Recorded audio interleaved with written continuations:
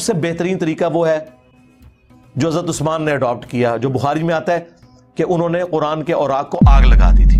जब वो राख बन जाएंगे तो वो अपनी असल खो चुकेंगे। यहाँ एक अजाला में कर दूं, एक गलत फहमी का अजाला कर दूं जो लोगों के जहनों में बिठाई गई है कि उस्मान गनी ने कुरान जला दिया था अपने दौरे खिलाफत में। ये भी इल्ज़ाम है उस्मान गनी के ऊपर कि उन्होंने कुरान जला दिया।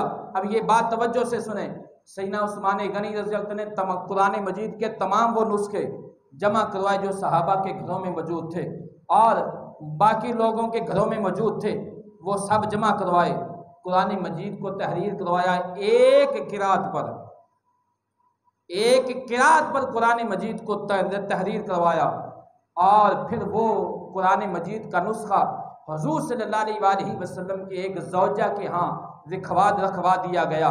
उसकी नकलें करवा के बाकी ममालिक के अंदर भेज दी गई और वो असल नुस्खा जो है आज भी हुजूर सल्लल्लाहु अलैहि वसल्लम के घर में मौजूद है, ज़ौजा के घर में, और आज भी वहाँ मदीने की लाइब्रेरी में आज भी वो नुस्खा मौजूद है।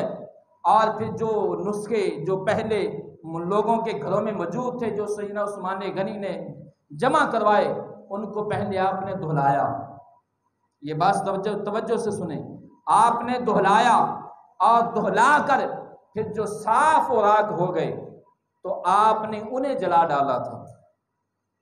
और इसलिए जला डाला ताकि कोई नुस्खा बाकी न रहे, ताकि कुरान के अंदर इख्तिलाफ ना हो, कुरान मजीद के अंदर इख्तिलाफ ना हो।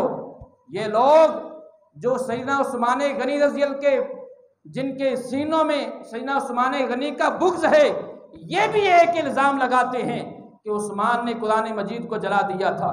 ना ना, ऐसा नहीं है। कुरान मजीद को एक किरात पर जमा किया गया, लोगों को एक किरात पर जमा किया गया और बाकी जो नुस्खे थे उनको पहले दोहराया गया और फिर उन साफ और आग को सैयदना उस्मान गनी ने जला दिया गया ताकि लोगों के अंदर कुरान मजीद पढ़ने में इख्तिलाफ ना हो। तमाम क़यामत तक आने वाले मुसलमानों के लिए कुरान मजीद के इख्तिलाफात को ख़त्म कर दिया गया ताकि लोग एक किरात पर जमा हों। ये है उस्मान गनी रज़ियल्लाहु के ज़ात।